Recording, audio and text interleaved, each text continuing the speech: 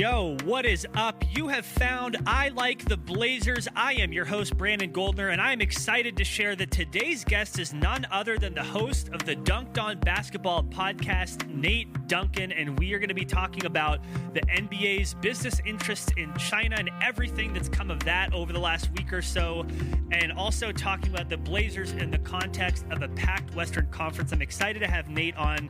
He is my favorite podcaster. He is extraordinarily insightful and thoughtful. And if you haven't already, let me just pivot right to the beginning. I want to talk about, again, the NBA's business interests in China is probably the best way to frame it. Nate recently had a podcast where he spoke about this issue with Ethan Sherwood-Strauss, and it was the most thoughtful and the most comprehensive and honest discussion that I've heard so far in NBA media circles about this. If you don't know, if you've been living under a rock, the Chinese government is not super happy with the NBA right now. And here's what happened in brief. And again, I'm hoping to get to this with Nate. You might be able to tell I'm recording this piece before the actual interview, so I don't know what we're going to talk about exactly. He may say I don't want to talk about it, which would be completely fair. But a little while ago, Daryl Morey, the general manager of the Houston Rockets, sent out a tweet that was an image that said, quote, "Fight for freedom, stand with Hong Kong," end quote. If you don't know, there has been conflict in Hong Kong, in China. Basically, the broadest way to put it is pro-democracy demonstrations and protests.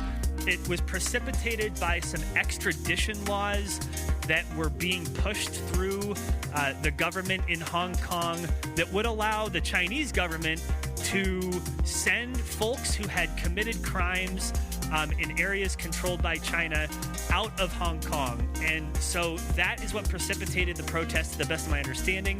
It has now become a broader movement and an indictment of Chinese authoritarian governments and how they treat their people. Just a little bit more on that.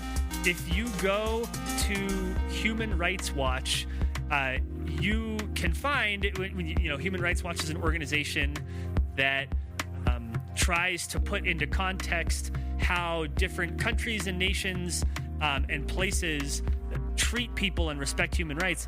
Human Rights Watch says about China that they have arbitrary detention, imprisonment, enforced disappearance, persecution of religious communities, censorship of the media and public speech, and mass detention and torture of Turkish Muslims. The Uyghur community may have heard of those folks.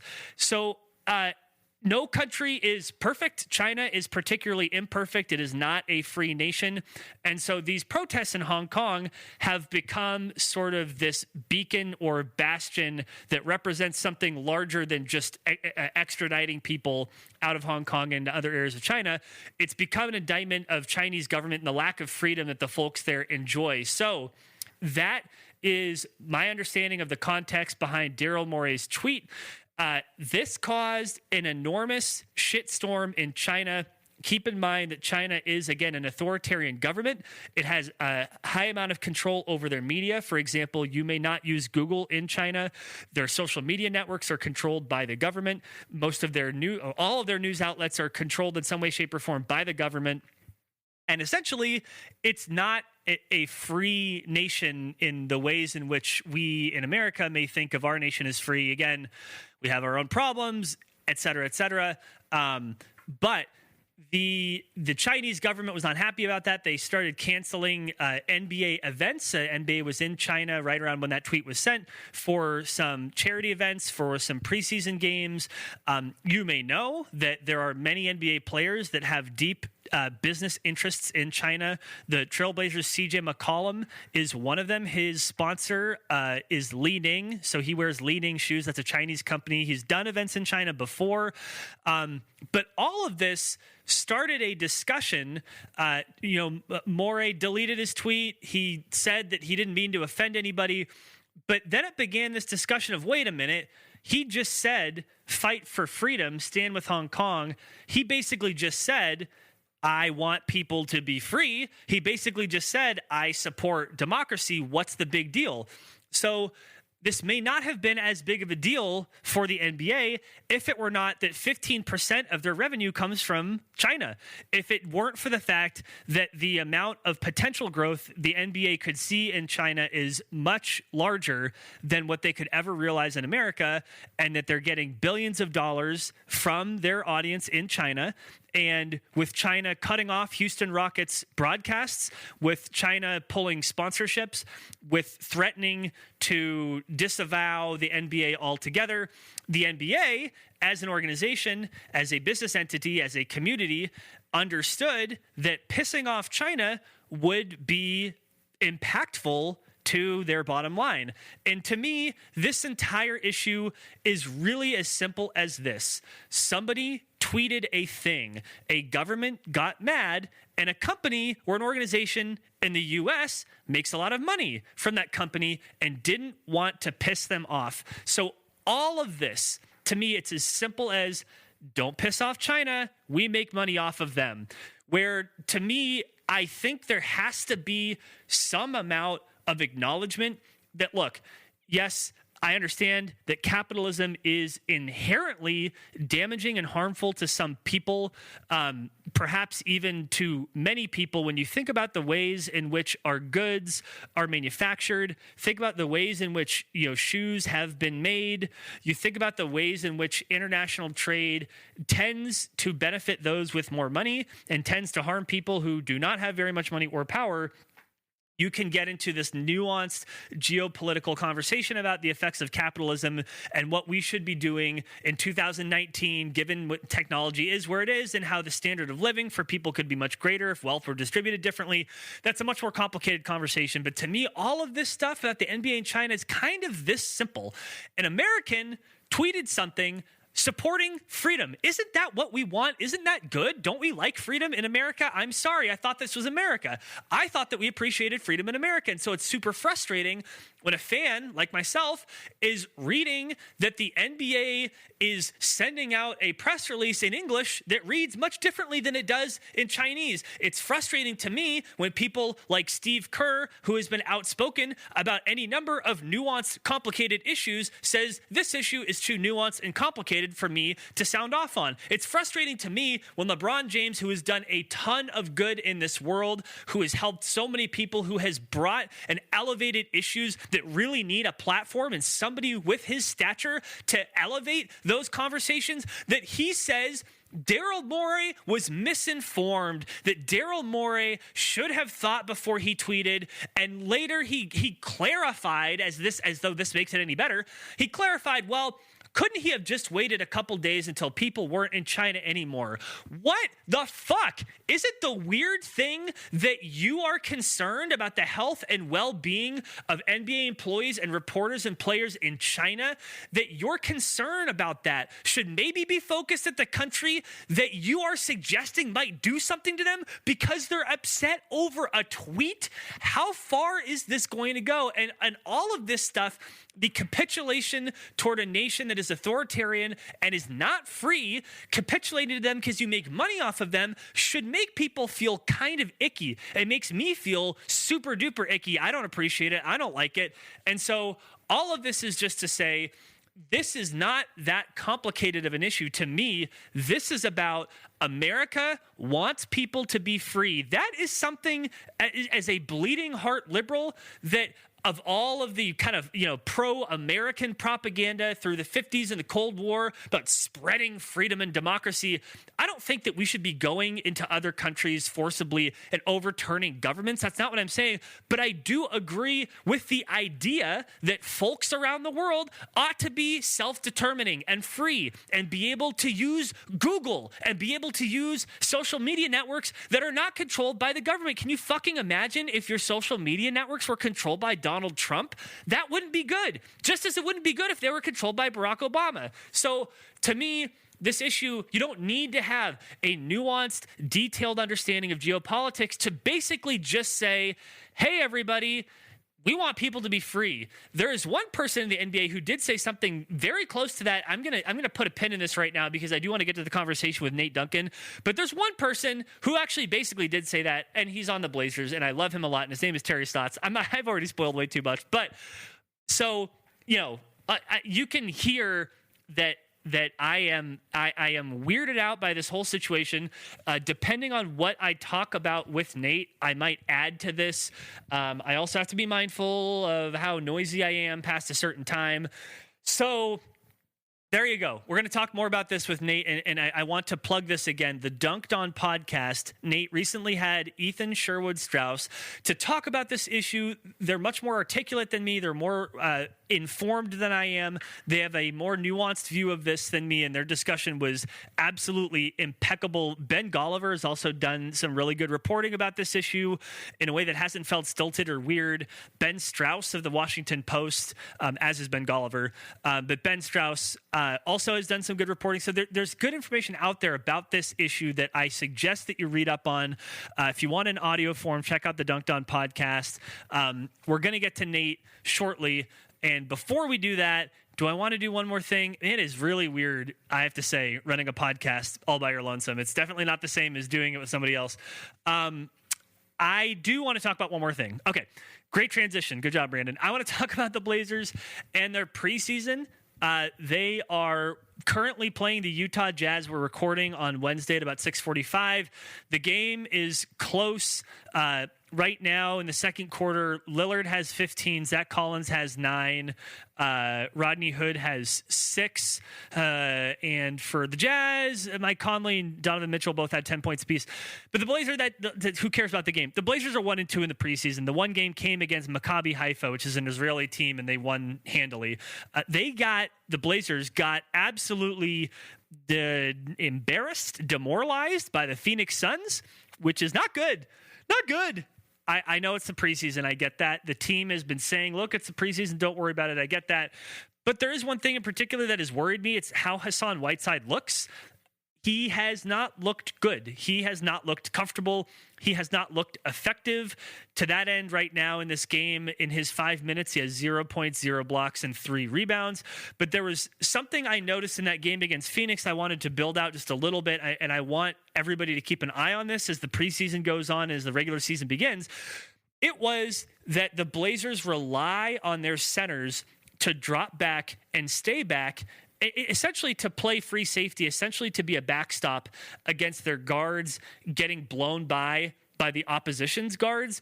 And there was one play in particular, a Suns player was at the top of the key, or no, I'm sorry, he was actually on the side 3-point line, corner 3, gets the ball wide open. Doesn't matter why he's wide open. Doesn't matter if someone blew a switch. It doesn't matter because the center is way back near the rim in the paint, and that's the way the Blazers system is supposed to work. The defense is supposed to account for that their guards are not the best defenders, and that center position is supposed to clean up the mess. So there's Hassan Whiteside in the paint.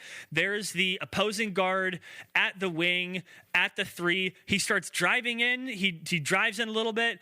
Hassan Whiteside doesn't move. Drives in some more. Hassan Whiteside doesn't move. Drives in some more. Hassan Whiteside doesn't move.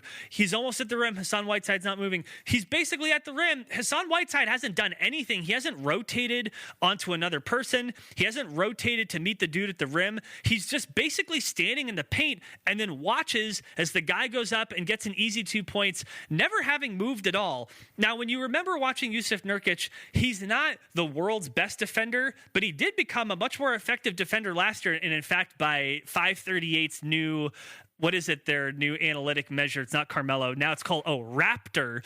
By the Raptor metric, Jusuf Nurkic was the most effective defensive player in the NBA last year, which it says something. Maybe that metric needs to be tweaked a little bit, but he was better on defense than he has been. But when you watch Jusuf Nurkic, if someone came down the lane, Jusuf Nurkic would meet that person in the air. He would bump them. He would get his arms up. It's not like he was getting 10 blocks a game, but he would provide a lot of resistance at the rim. Hassan Whiteside didn't even try. And I get that it's the preseason. I understand that.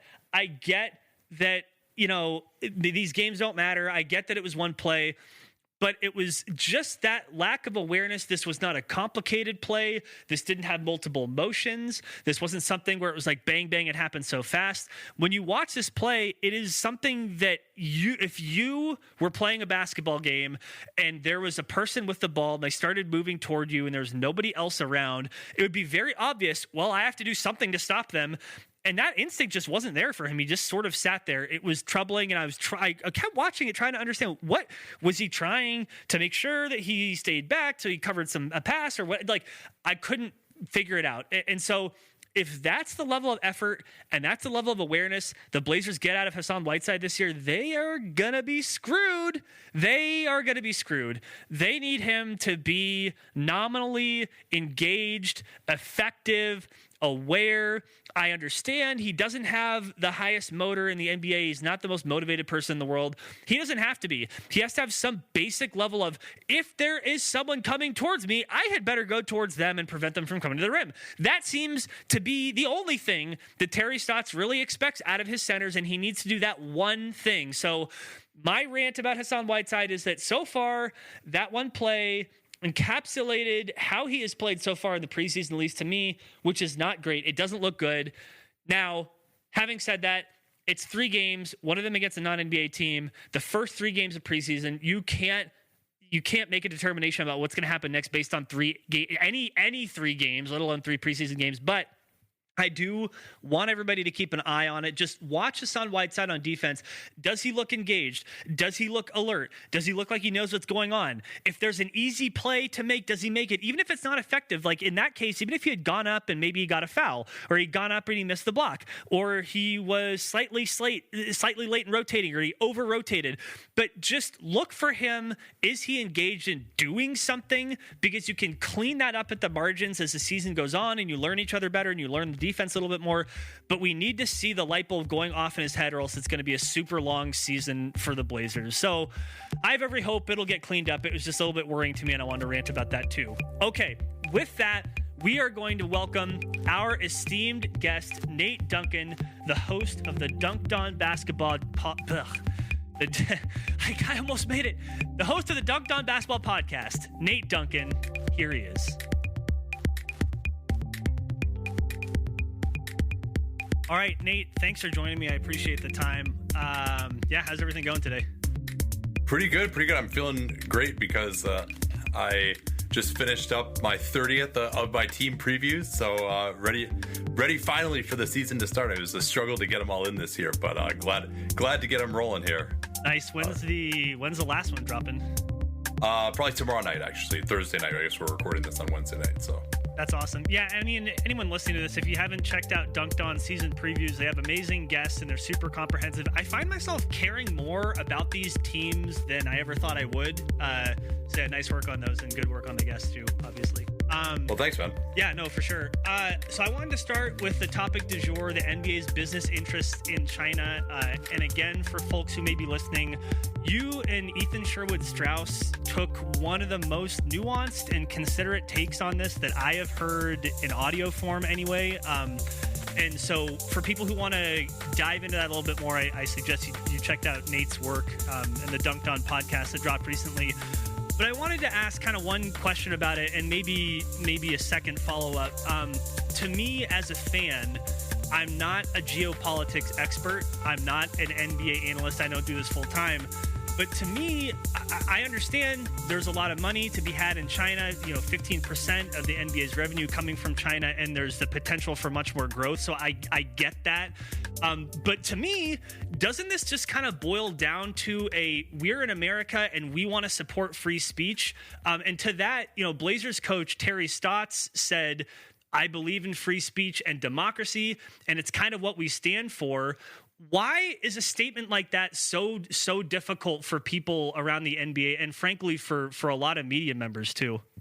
Yeah, well, I mean, obviously for our ESPN colleagues, I feel for them because they're in a difficult position. They and to give them credit, in the last few days, I think the tone has moderated a little bit. Like Max Kellerman, I think was really good on this, for example, and they obviously had to react to LeBron James' statements that may have troubled some people. But they have this deal with Tencent. I mean, like Woj, for example, he's got a show on Tencent in China, and so that's something that could get canceled. And it's not only him, but the people who work on that show that are going to be affected. And if one person at ESPN says something and screws up, well, then that could just take away all this China money from the whole company. I mean, not to mention that it's bad for the company, but that could potentially cost some of their colleagues jobs and could really cause a problem. That's the same thing with the NBA as well. I mean, I think now I agree with you. The messaging on a lot of this could have been better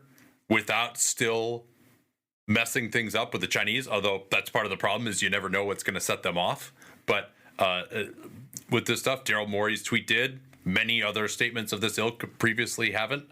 So it's and part of it I think was that it's the Rockets or their Yao Ming's old team, blah blah. Like it was kind of the perfect storm in some ways. But no, I do think to get to the thrust of your question, yeah, something like what Stotts said today should be the way that they've been going. But it's been 2 weeks of this now, and so people have finally gotten a chance to figure out what they want to say. But it's been a difficult road, and there's been a lot of people who have messed up, and that's why, of course, this situation is so fraught with peril, because people have mostly, I think, messed up in being a little bit pro-China and not, or at least not supporting the protesters enough or not supporting free speech enough, but you can easily kind of mess up in the opposite direction too. We saw that with Doc Rivers last night. His comments aren't getting a lot of attention, but he was like, yeah, I thought Daryl was right to speak up. And then there's all these clarifications from the Clippers PR staff. Oh, no. He just meant like he was right to exercise his free speech rights. I'm not supporting the content of what he said. So, I mean, Doc Rivers is another pretty well-spoken guy. So that's why it just sheds light on why the situation is so fraught with peril for everyone. Well, yeah, and for me, again, a lot of what you heard from folks who are talking about this, who definitely don't want to talk about it, is something along the lines of, hey, this is a complicated situation. I'm not educated about it.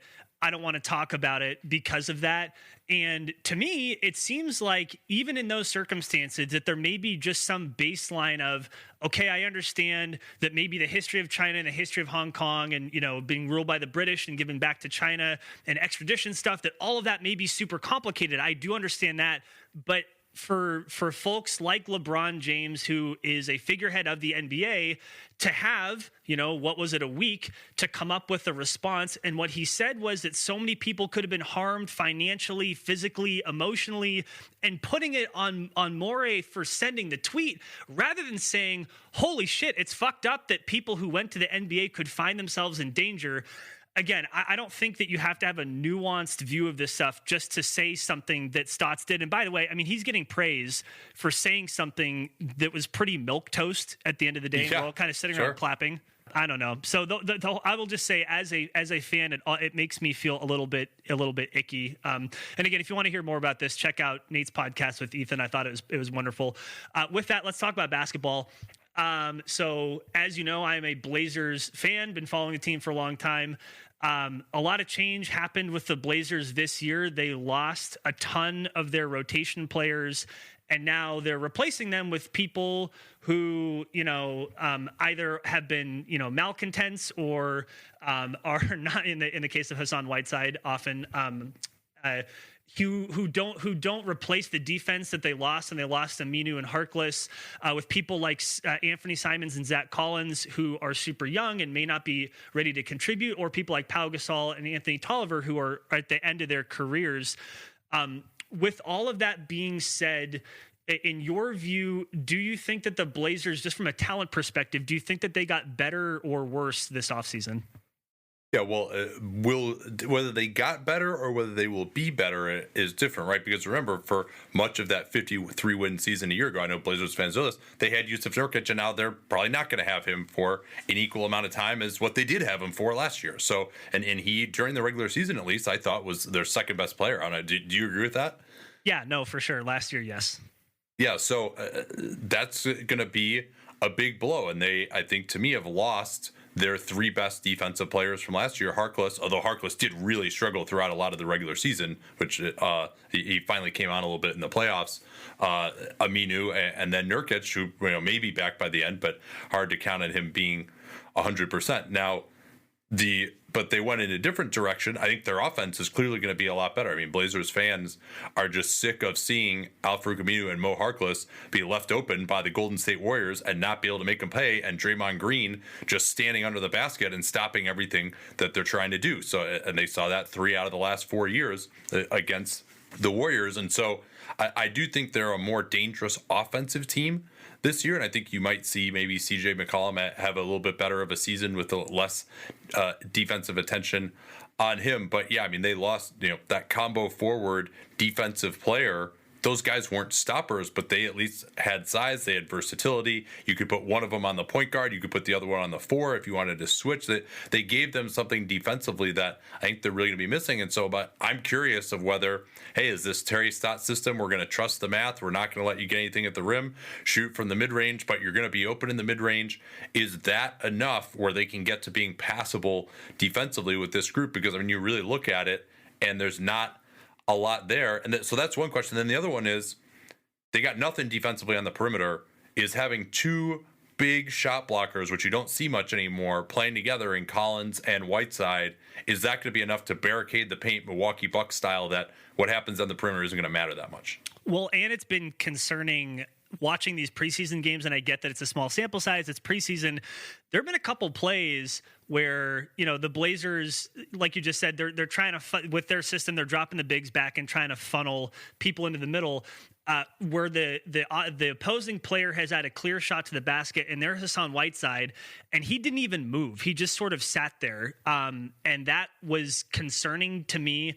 Do you think that Terry Stotts, who in the past has gotten maybe more from players than they've shown in years past, with Harkless came from Orlando and then played better, Aminu came from the Mavs and played better, Nurkic is a really famous case of that, and I don't know if you put that all on Coach Stotts, but basically, do you think that players like Hassan Whiteside, who maybe have not played up to his potential, do you think that there's something about the Blazers culture, be it Stotts or Damian Lillard, where they can reasonably expect him to play better than he has in years past, or is that just not something to rely on?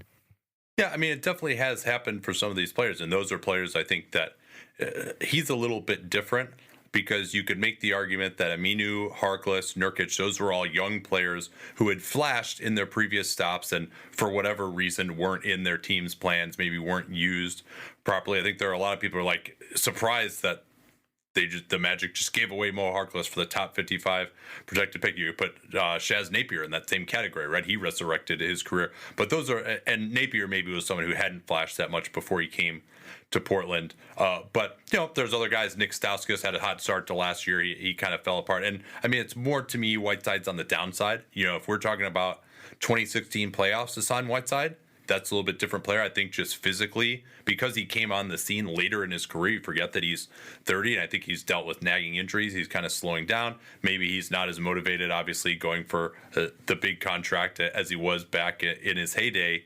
So, yeah, I mean, that is concerning if he's going to have DeAndre Jordan disease, where he's going to jump at, 1/3 of all penetrators or move his feet to get in front of guys and just not really be a factor there. That is a concern to me. Hopefully, and they don't have that much behind him, at least early, where they can motivate him with playing time. But in theory, or defensively at least, he fits perfectly into Stotts' system as an immobile guy who can protect the rim. That's exactly what they've been wanting their centers to do this whole time. But what do you think of his offensive fit, though? That's a question. I have my opinion, but I want to see your local perspective on how he's going to fit in offensively. Oh no, you're not supposed to ask me my opinion. I do think he creates a lob target that the Blazers haven't had really in a while. I mean, Mason Plumlee maybe a little bit. The problem is that the Blazers don't have anyone who really like to throw lobs. So maybe there's some vertical spacing they get from him, but I don't know if they're going to be able to take advantage of it.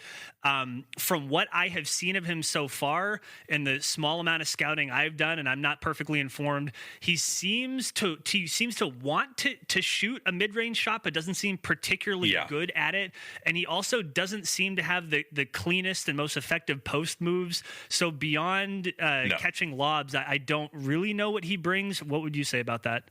I mean, offensive rebounding is something that he's been one of the best in the league, and that's actually been an underrated strength, I think, of this Blazers team. And they should be really good at that. You'd imagine if they're going to play Collins, who's also a good offensive rebounder, with him. But yeah, I mean, I think, the reports were Dame wanted a guy who could go up and get alley-oops, and you're right, they haven't had that. But I think that given where the Blazers have been weak and with more teams, I think going to more aggressive pick and roll coverages, Hassan Whiteside is really a bad fit when you put 2 on the ball with Dame Lillard, because as you mentioned, you throw it to him on a short roll. He wants to just take that mid-ranger, which he can't hit. He's one of the worst passers in NBA history, at least up until now, so he can't do kind of that DHO game that they like to run with Plumlee and Nurkic. And so he's not really going to make the best decisions. And as you mentioned too, I mean, if he's like, you could say, oh, well, just don't throw it to him in the post. Well, Nuggets fans would know this with ex-Blazer Plumlee.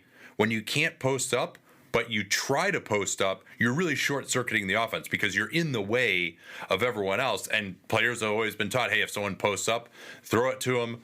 But so if he insists on doing that, and again, his base is too high, very awkward post moves. I mean, he believes that that's what he wants to do and he can be good at. But at age 30, I'm guessing he's not going to experience some kind of renaissance in the post. So, I mean, considering that they needed something at center, knowing that Nurkic was going to be out as long as he was, it wasn't a terrible trade to get him. He's probably the best available, especially considering they got off of Myers Leonard in that trade as well, who wasn't necessarily going to help them unless it was Game 4 of the conference finals. So I do have some concerns about his ability to fit in, especially then when you also say, yeah, you want to run spread pick and roll, but you don't really have shooting at the 4 with Collins unless he can take a major step forward. One more question on Whiteside, and then let's talk about the West. So we have seen the Blazers have picked up centers, and they have become slightly better passers when you look at both Nurkic and particularly at Plumlee in their previous stops compared to in Portland.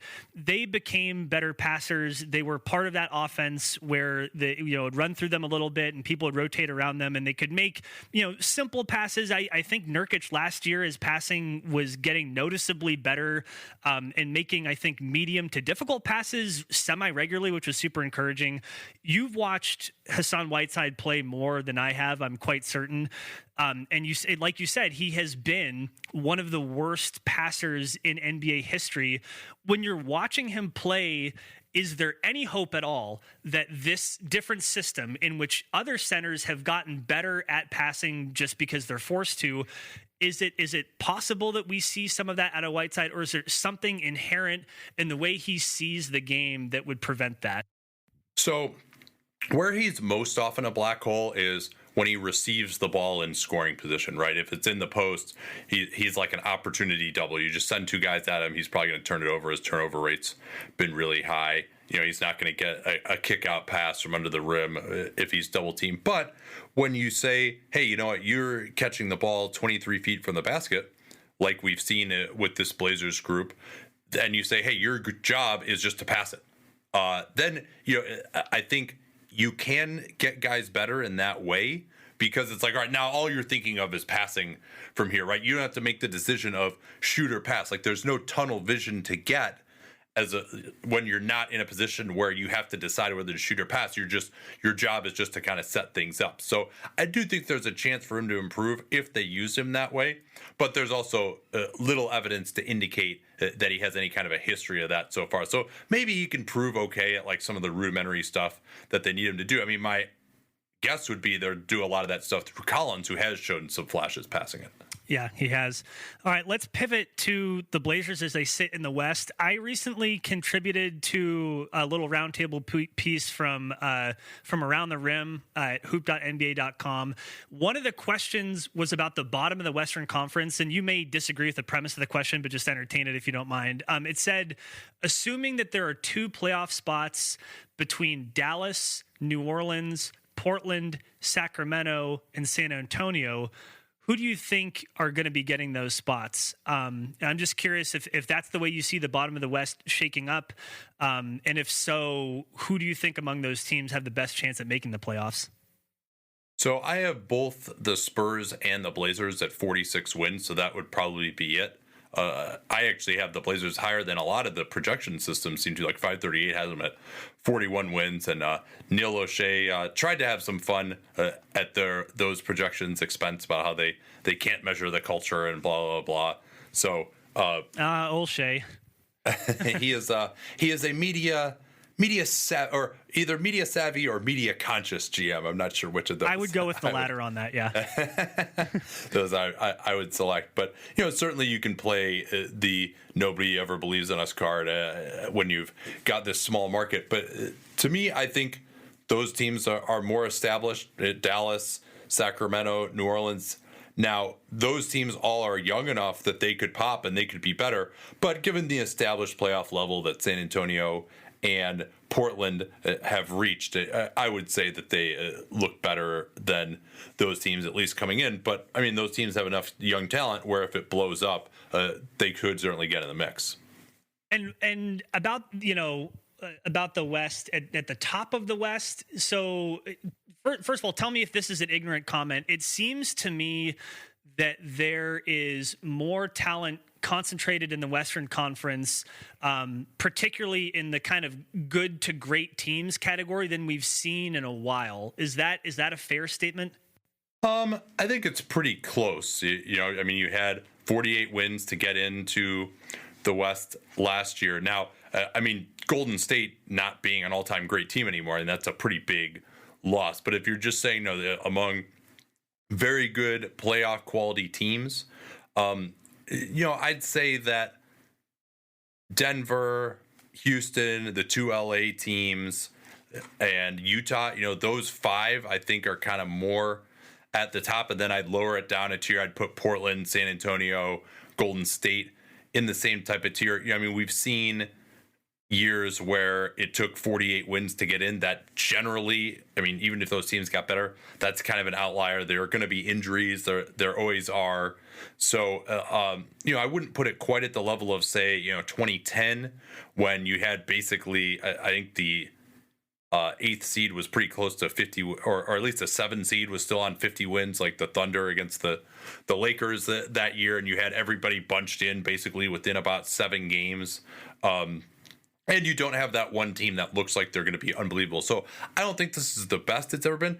I would actually point more to not the top of the West, but kind of that lower section we were just talking about, where you've got teams like New Orleans and Dallas, who could be, and Sacramento, who all kind of profile to me around 500 level of teams. And that's now you're going to almost 13 deep in the conference, right? And so that, I think it's really more about the middle being stronger in comparison to the East. And even, if you're looking at a Memphis or a Phoenix, to being, maybe the conference's 2 worst teams, those aren't bad teams to me. Those are teams that should at least be winning in the high 20s. So I think it's really more at the bottom where you don't have these teams that are just like, 29 wins. You don't have any like Knicks or anything like that in this Western Conference. That's where I see it more as being a little bit of a historical outlier. And 2 more questions will get you out. My understanding is in the history of the NBA, there has been one season in which a conference has had a single 50-win team, and it was the Eastern Conference in the 70s, and don't remember the specifics. I think that's accurate. Yeah, you could go back to I think the Nets in either 02 or 03 were like the number 1 seed with 49 wins in the East. Like that would probably be another time when you had max conference disparity. I mean, some of those teams.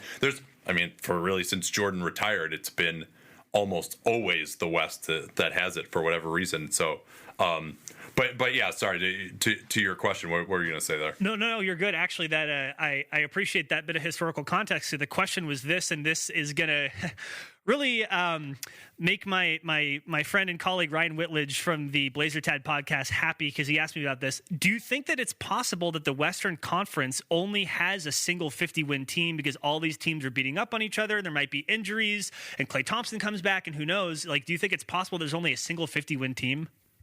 No, I think that would be a major surprise to me. And part of that is I think people can sometimes overrate the difference that it can make in terms of your number of wins in the regular season, what conference you're in. Obviously, the playoffs, you got to play all the teams in your conference. That's much different. But even at the maximum possible conference disparity, I think we're pretty close to that number right now.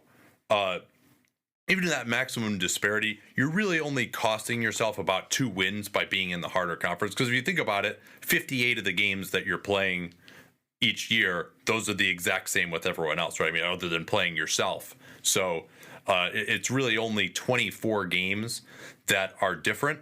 And so even if you say, hey, the East has a collective winning percentage of 45% and the West has a collective winning percentage of 55%, over a 24-game period for an average team, that really only adds up to about a 2-game difference. So I think it can be overstated a little bit.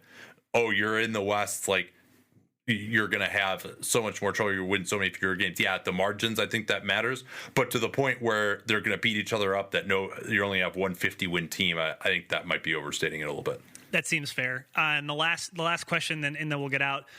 Ignoring the number of wins, because that doesn't matter. And by the way, there are a lot of people in Blazer circles that are like, oh, yeah, the Blazers are definitely a 50-win team this year. And I don't see it that way. And the team itself is, at least the narrative that they are projecting, is that they would like to see themselves as a title contender, partly because of the talent they think they have, partly because they made the Western Conference Finals last year. So I wanted to ask you, and again, it's early. They haven't even played one regular season game. I know that you can't look at a crystal ball. If you were to guess, what do you think would be a reasonable playoff outcome for this Blazers team as currently constructed? Does this look like a first-round team, a second-round team, or something else in your view? Yeah, that's a tough call. I mean, I would expect them to be about the same quality that they were in last year's playoffs. But, of course, they had a pretty easy bracket in last year's playoffs, right? I mean, they easily, if they had to play Utah, if they had to play Houston, if they had to play Golden State, they easily could have lost in the first round.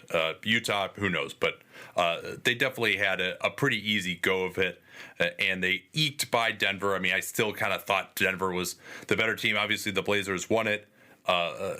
Denver, I thought, had a little bit more talent, and they got a lot better this year as well. I mean, I think their first round matchup could be harder this year. So if I had to guess, I don't see them as one of the top 4 best teams in the conference. So that probably means you're going to lose in the first round. But a lot of it is matchup dependent as well. I mean, the Blazers had a really difficult matchup the year before, and they got swept by the Pels. So I think a lot of it is going to really depend on that. If they go up against Denver, I think they match up reasonably well against a Denver team. If they go up against Houston, who the hell guards James Harden on this team? I really have no idea, or who guards LeBron James, or who guards Kawhi or Paul George. So that I think is the problem.